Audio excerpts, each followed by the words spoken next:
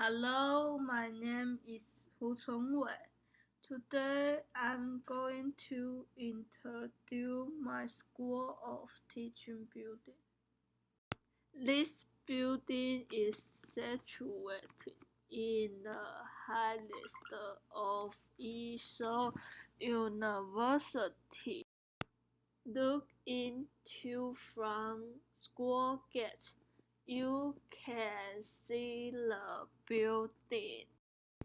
About 100 stairs in front of the teaching building is one of the special of the school.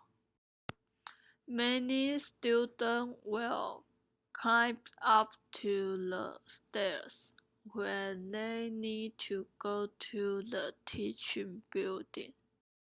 The building has 13 floors. By the way, I don't know the designers and the building origin. I must spend more time to find out. Have many class and computer equipment. There playground and basketball court behind the building. 72 students has free time can exercise. The second floor of the building.